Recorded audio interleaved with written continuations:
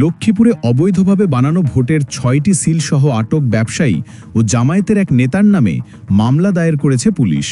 সুনির্দিষ্ট তথ্যের ভিত্তিতে পুলিশ জানিয়েছে, গ্রেপ্তার জামায়াত নেতার নির্দেশেই সিলগুলো বানানো হচ্ছিল।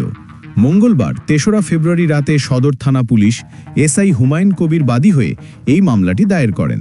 পরে বুধবার ৪ঠা ফেব্রুয়ারি বিকেলে আটকদের গ্রেপ্তার দেখিয়ে আদালতে সোপর্দ করা হয় বলে জানান অতিরিক্ত পুলিশ সুপার প্রশাসন ও অর্থ হোসাইন মোহাম্মদ রায়হান কাজেমি।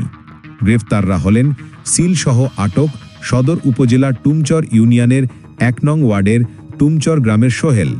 তিনি জেলা শহরের পুরাতন আদালত সড়কের মারিয়াম প্রিন্টার্সের মালিক। অপরজনের নাম সৌরভ হোসেন শরীফ। তিনি লক্ষ্মীপুর পৌরসভার ৪ নম্বর ওয়ার্ড জামায়াতের সেক্রেটারি ও দক্ষিণ বাঞ্ছানগর এলাকার বাসিন্দা। পুলিশ জানায়, মঙ্গলবার গোপন খবরে সোহেলের দোকান থেকে ১৬ ঘর বিশিষ্ট ৬টি ভোটের সিল, একটি কম্পিউটার ও একটি মোবাইল জব্দ করা হয়। পরে তাকে আটক করে থানায় নেওয়া হয়।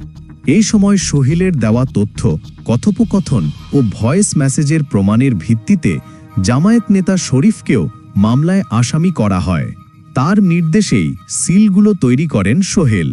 সাংবাদিক সম্মেলনে লক্ষ্মীপুর ৩ সদর আসনের ধানের শীষের প্রার্থী ও বিএনপির যুগ্ম মহাসচিব শহীদ উদ্দিন চৌধুরী অ্যানি সিলকাণ্ডের সঙ্গে জামায়াতের সংশ্লিষ্টতা সহ আটক সোহেলকেও জামায়াতের কর্মী বলে দাবি করেন।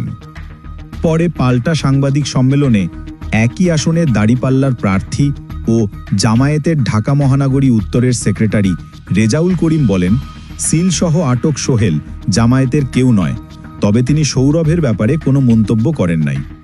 জেলা জামায়াতের আমির SUM রুহুল আমিন ভুইয়া বলেন, ঘটনার পরপরই আমরা সৌরভ হোসেন শরীফকে দল থেকে বহিষ্কার করেছি। প্রেস রিলিজ দেওয়া হবে।